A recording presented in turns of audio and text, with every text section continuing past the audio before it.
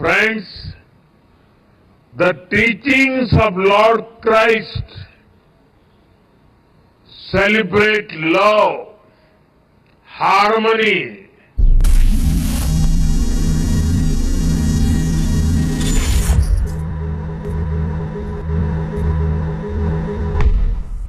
and brotherhood. It is important that we all work to make this spirit stronger. But it pains my heart when there are attempts to spread violence and cause disruption in society. Just a few days ago, we saw what happened at a Christmas market in Germany. During Easter in 2019, churches in Sri Lanka were attacked. I went to Colombo to pay homage to those who lost in the bombings. It is important to come together and fight such challenges. साथियों, Bible कहती है, carry each others burdens, यानी हम एक दूसरे की चिंता करें, एक दूसरे के कल्याण की भावना रखें। इसी सोच के साथ हमारे संस्थान और संगठन समाज सेवा में एक बहुत बड़ी भूमिका निभाते हैं। शिक्षा के क्षेत्र में नए स्कूलों की स्थापना हो, हर वर्ग हर समाज को शिक्षा के जरिए आगे बढ़ाने के प्रयास हो, स्वास्थ्य के क्षेत्र में सामान्य मानवीय की सेवा के संकल्प हो, हम सब इन्हीं अपनी जिम्मेदारी मानते हैं। साथियों, जीसस क्राइस्ट ने दुनिया को करुणा और निस्वार्थ सेवा का रास्ता दिखाया है। हम क्रिसमस को सेलिब्रेट करते हैं और जीसस को याद करते हैं ताकि हम इन मूल्यों को अपने जीवन में उतार सकें, अपने कर्तव्यों को हमेशा प्राथमिकता दें। मैं मानता हूं ये हमारी व्यक्तिगत जिम्मेदारी भी है, सामाजिक दायित्व भी है और एज ए नेशन भी हमारी ड्यूटी है। आज देश इसी भावना को सबका साथ, सबका विकास और सबका प्रयास के संकल्प के रूप में आगे बढ़ा रहा है। ऐसे कितने ही विषय थे जिनके बारे में पहले कभी नहीं सोचा गया, लेकिन वो मानवीय दृष्टिकोण से सबसे ज्यादा जरूरी था। हमने उन्हें हमारी प्राथमिकता बनाया। हमने सरकार को नियम और औपचारिकताओं से बाहर निकाला। हमने संवेदनशीलता को एक पैरामीटर के रूप में सेट किया। हर गरीब को पक्का घर मिले, हर गांव में बिजली पहुंचे, लोगों के जीवन से अंधेरा दूर हो, लोगों को पीने के लिए साफ पानी मिले, पैसे के अभाव में कोई इलाज से वंचित न रहे। हमने एक ऐसी संवेदनशील व्यवस्था बनाई जो इस तरह की सर्विस की, इस तरह की गवर्नेंस की गारंटी दे सके।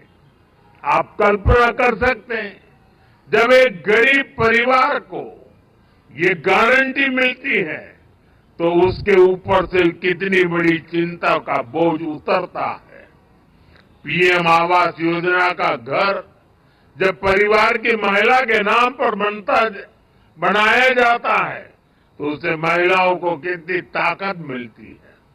हमने तो महिलाओं के सशक्तिकरण के लिए नारी शक्ति वंदन अधिनियम लाकर संसद में भी उनकी ज्यादा भागीदारी सुनिश्चित की है। इसी तरह आपने देखा होगा, पहले हमारे यहाँ दिव्यांग समाज को कैसी कठिनाइयों का सामना करना पड़ता था। उन्हें ऐसे नाम से बुलाया जाता था जो हर तरह से मानवीय गरिमा के खिलाफ था, ये एक समाज के रूप में हमारे लिए अफसोस की बात थी। हमारी सरकार ने उस गलती को सुधारा। हमने उन्हें दिव्यांग ये पहचान देकर के सम्मान का भाव प्रकट किया। आज देश पब्लिक इंफ्रास्ट्रक्चर से लेकर रोजगार तक हर क्षेत्र में दिव्यांगों को प्राथमिकता दे रहा है। साथियों, सरकार में संवेदनशीलता देश के आर्थिक विकास के लिए भी उतनी ही जरूरी होती है। जैसे कि हमारे देश में करीब 3 करोड़ फिशरमैन हैं और फिश फार्मर्स हैं, लेकिन इन करोड़ों लोगों के बारे में पहले कभी उस तरह से नहीं सोचा गया। हमने फिशरीज के लिए अलग मिनिस्ट्री बनाई, मछली पालकों को किसान क्रेडिट कार्ड जैसी सुविधाएं देना शुरू किया, हमने मत्स्य संपदा योजना शुरू की, समंदर में मछली पालकों की सुरक्षा के लिए कई आधुनिक प्रयास किए गए। इन प्रयासों से करोड़ों लोगों का जीवन भी बदला और देश की अर्थव्यवस्था को भी बल मिला। साथियों, पिछली बार आप सभी के साथ मुझे प्रधानमंत्री निवास पर क्रिसमस मनाने का अवसर मिला था। अब आज हम सभी सीबीसीआई के परिसर में इकट्ठा हुए हैं। मैं पहले भी ईस्टर के दौरान यहां सेक्रेड हार्ट कैथेड्रल चर्च आ चुका हूं। ये मेरा सौभाग्य है कि मुझे आप सबसे इतना अपनापन मिला है, इतना ही स्नेह मुझे हिज होलीनेस पोप फ्रांसिस से भी मिलता है। इसी साल इटली में G7 समिट के दौरान मुझे हिज होलीनेस पोप फ्रांसिस से मिलने का अवसर मिला था। पिछले 3 वर्ष में ये हमारी दूसरी मुलाकात थी। मैंने उन्हें भारत आने का निमंत्रण भी दिया है। इसी तरह सितंबर में न्यूयॉर्क दौरे पर कार्डिनल पीट्रो पैरोलिन से भी मेरी मुलाकात हुई थी।